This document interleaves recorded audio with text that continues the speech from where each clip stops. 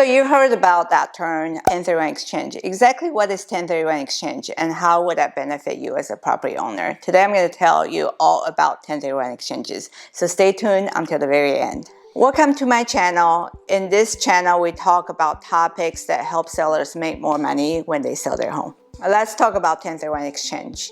What is 1031 exchange? 1031 exchange is a tax-deferred vehicle that allow investment property owners to defer their tax obligation when it comes to capital gain. For example, you bought a rental property 10 years ago for $500,000, but there's reasons unique to you. You are thinking about selling the rental property and you don't want to pay capital gain taxes. Long-term capital gain taxes could be somewhere between 15 to 20% depending on your income bracket. To avoid that 15 to 20% capital gain taxes, many investors have chosen to exchange the home they are selling for a replacement property. So effectively, we call that exchange. And what that does is that it delays your tax obligation. So you sell your investment property right now and have to pay the 20% capital gain or 15% capital gain, depending on your tax bracket. You delay that at a later time. So that's, in a nutshell, that's what 1031 exchange is. Now, there are some specific timelines that governs the 1031 exchange. If you have a property that is closing, you want to make sure that you have a replacement property lined up. On the day where your investment property is sold, you have to be able to identify the replacement property within 45 days and then close on that replacement property within 100 days of the first property being closed.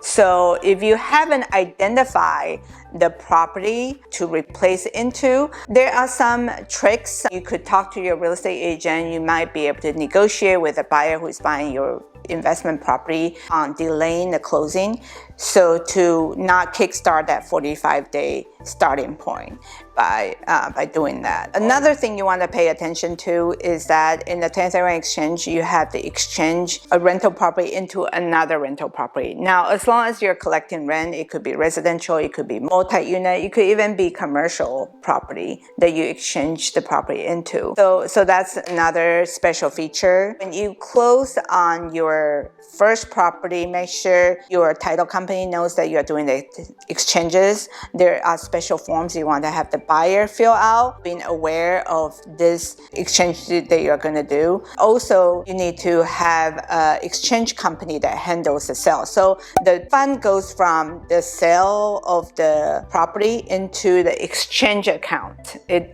will not go into your personal account, go into your exchange account. So the exchange company is going to hold the fund until you identify the replacement property, and at which point the fund will be used to purchase the replacement property. For the excess of the fund that's not used in the replacement property, you are still subject to capital gain taxes. For example, if you sell an investment property for $1 million, your replacement property only costs $800,000. There is a gap of $200,000 that you haven't spent. So that $200,000, you could technically use it to make improvement to your replacement property. If you don't have a way to spend it, that $200,000 surplus is subject to capital gain taxes. So that's a 1031 exchange. In a nutshell, it is a great feature if you want to delay your tax obligation. Just be mindful that there are specific timelines you have to meet. So if you're thinking about selling a property, even if it's an investment property, there are some simple repairs you can make that will actually